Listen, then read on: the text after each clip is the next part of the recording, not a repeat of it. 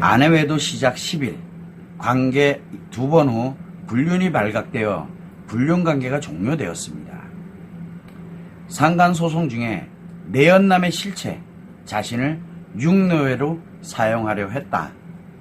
이렇게 시체를 다 깨닫고 상간남은 욕하고 있습니다. 다만 아내가 완전히 불륜전으로 돌아온 것 같습니다. 불륜한 것의 기억을 완전히 잊어버린 것 같고 일상으로 돌아왔습니다. 자신은 반성을 했고 본인은 너무 잘못했다고 합니다. 정신이 나간 것 같다고 라고 이렇게 써주셨습니다. 그래도 참 다행입니다. 아내분이 외도를 했다. 며칠 안 됐습니다. 안 됐고 2번 관계인데 지금 남편분이 불륜이라는 말을 쓰셨는데 아내가 잘못했다 그러고 돌아오고 당연히 남편은 아내를 믿을 수가 없는 건 당연합니다. 자, 그래서 이 관계를 2번 했고 불륜이다라고 얘기했는데 아내가 지금 잘못했다라고 하면서 돌아오고 그리고 상간남 욕하면서 막 예를 들어 그렇게 하고 있는 상황이다 그러면 불륜이 아니고요.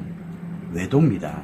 중증 심리장애라는 뜻이에요. 불륜은 위중증 심리장애입니다. 그래서 위중증 심리장애는 아내인 경우에는 중증 심리장애 말기 또는 위중증 심리장애다 그러면 적반하장으로 나갑니다. 적반하장. 집 나가거나 아예 남편에 막 대들고 싸웁니다. 내가 뭘 잘못했냐. 네 나한테 잘해준 게 뭐냐 이러면서 난리가 납니다. 그 중증 심리장애 말기예요. 그게 아닙니다. 그래서 아내에게 불륜이라는 단어를 쓰지 마세요. 아내는 외도를 한 겁니다. 중증 심리장애인 관계 중독이 초기였구나라고 이렇게 생각을 하시면 돼. 그래도 중증 심리장애입니다. 자, 그래서 아내분이 10일을 하고 10일간을 만나서 관계 2번을 했다. 외도를 했구나. 중증 심리장애인 관계 중독이 발생을 했었구나. 그러고 난 다음에 이 외도가 이제 종료돼서 상간남이랑 헤어지고 상간남 소송을 이제 진행을 하게 되다 보니까 상간남 소송을 진행을 해보니까 상간남이 대부분은 아내 뒤에 숨는 사람들. 그래서 남편이 소송을 하더라도 아내를 공격 못하게 공격하면 아내가 당하거든요. 그래서 대부분은 많이 숨습니다. 이 상간남들이. 그런데 그게 아니라 아내분이 상간남의 실체를 자기도 모르게 보니까 나한테 섹스만을 원했던 놈이었구나. 그래 얼마나 열받아요. 그런데 사랑했다 뭐했다라고 느끼면 그것도 결국은 몸을 이용한 것 뿐인데 아내를 더 악화시켜 놓으면 그렇게 되거든요. 근데 악화시키기 전에 남편이 알게 된 것 뿐이에요.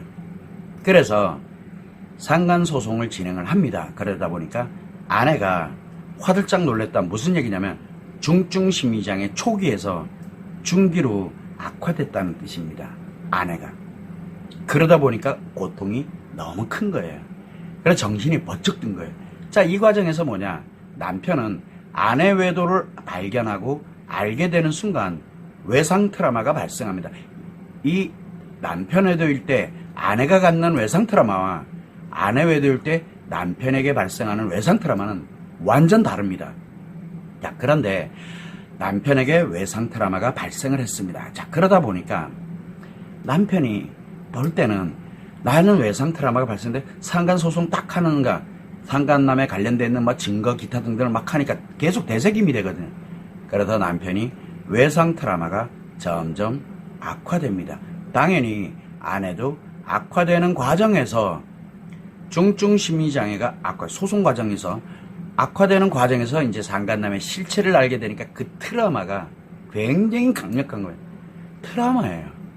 그래서 아내가 중증 심리장애 초기에서 중기로 악화됐다라고 제가 말씀을 드리는 겁니다. 결국은 아내는 중증 심리장애 중기로 악화된 상태가 됐고 남편은 외상 트라우마가 악화된 상태. 이게 소송의 폐해예요. 자, 그래서 어쨌든 이렇게 해서 종료가 되다 보니까 이게 하다 보니까 이제 아내가 정신이 번쩍 날아서 정신 차리고 내가 미친년이지. 그래서 내가 진짜 잘못했다. 정말 막 빌기도 하고 뭐도 하고 그러면서 이제 집에서 잘하고 아이들에게 잘하고 마치 외도가 없었던 것처럼 일상생활을 하기 시작을 하게 됩니다. 그런 경우가 흔히 많이 있습니다. 자, 문제가 난 뭐냐면 불륜 전으로, 즉 외도 전으로 아내가 돌아온 것 같다라고 이제 느끼고, 아내도 마찬가지로 내가 이제 정신 차렸어. 정말 잘못했다. 내가 정신 차렸으니까 이제부터 내가 잘할게. 하는데 생활하는 거 보니까 정말 잘해요. 정신 차렸고. 문제는 뭐냐? 새까맣게 당연히 잊어버리죠. 왜? 생각하면 고통인데. 그래서 중증심리장애인 중기인 상태로 지금 본인이, 아내는 살아가고 있는 상태라고 보시면 되고, 남편은 외상 트라우마가 매우 악화돼가는 과정에서 아내가 그렇게 가니까 이걸 믿어야 할지 말아야 할지 구분이 안 가는 거예요. 믿어야 할지 말아야 할지. 그래서 아내가 그렇게 하더라도 본인이 어떻게 하기가 되게 어렵습니다. 그러다 보니까 이러지도 저러지도 못하는 이제 상황이 되면서 믿지는 못하겠고, 자, 지금 방금 또 이렇게 쓰셨지만 상간남에 관련된 모든 정보, 자료, 기타 등등을 남편에게 이제 다 제공을 했다. 이건 무슨 얘기냐면 중증심리장애 초기이기 때문에 그래요. 중기급 이상으로 가면 상간남 절대로 두둔합니다. 그런데 이 아내분이 이제 중증심리장애 초기인 상태다 보니까 남편에게 들키고 난 다음에 미안하다 해서 이제 상간남과 관련되는 거 모든 거 정보 자료 다 제공을 하고 합니다. 문제는 뭐냐면 이 초기인데 이걸 가지고서 남편이 외상 트라우마로 너무 힘드니까 상간남을 공격하는 용도로 그 다음에 남편이 회복되기도 전에 그렇게 써버리고 나니까, 소송을 해버리고 나니까 아내가 중증심리장애 초기에서 중기로 악화됐다라고 말씀을 드리는 거고, 그러니까 남편은 외상 트라우마가, 왜냐면 증거 기타 등등 가지니 막연했던 것들이 다 구체화되게 되니까 외상 트라우마가 더 악화될 수밖에 없는 거예요. 그래서 제가 말씀드리는 게, 이 아내는 중증심리장애 중기로 악화된 상태고 남편은 외상 트라우마가 매우 악화된 상태입니다라고 이야기를 해드린 겁니다. 자, 이때 아내는 중증심리장애 중기, 즉 중증심리장애인 상태를 그대로인데 외도만 멈춘 거예요. 외도만 멈춘 거예요, 지금. 그러니까 외도와 관련이 없는 거예요. 다만 중증심리장애는 그대로예요. 남편은 외상 트라우마가 악화됩니다. 그러다 보니 아내가 하는 말을 믿을 수가 없어요. 그리고 조금 더 지나게 되면 아내가 평상시와 다른 행동들, 우리가 평상시와 다른 행동들이 있을 수 있잖아요. 그런 다른 행동들이 나오거나, 또는 남편에게 스트레스 또는 부부 갈등, 하다못해 밥 먹는 거 하나 가지고도 혹시나 갈등이 생기고, 그렇게 되면 아내는 매우 고통스러워집니다. 중증심리장애가 이미 발생되어 있는 상태이기 때문에. 지금 무슨 얘기냐면 남편과의 사소한 갈등에 아내는 엄청난 데미지를 입습니다. 또 남편인 경우에는 아내의 말 한마디, 행동 하나, 표정 하나에 의해서도 외상 트라우마가 언제 어디서 튀어나올지 모릅니다. 그러다 보니까 살얼음판을 걷고 있는 거예요, 지금 둘 다. 그래서 이럴 때는 일단 아내는 잘하고 있으니까, 중증심리장애인 상태지만 잘하고 있으니까 아내는 가만히 두세요. 대신 남편이 정신을 바짝 차리고 나의 외상 트라우마, 이 아이는 악화되기만 하지 돌아가지지가 않습니다. 그래서 남편은 자신의 외상 트라우마를 치료해서 되돌려 놓으세요. 더 악화되기 전에. 그러면 아내를 잃게 됩니다. 시간이 지나면 저절로 아내를 잃게 돼요.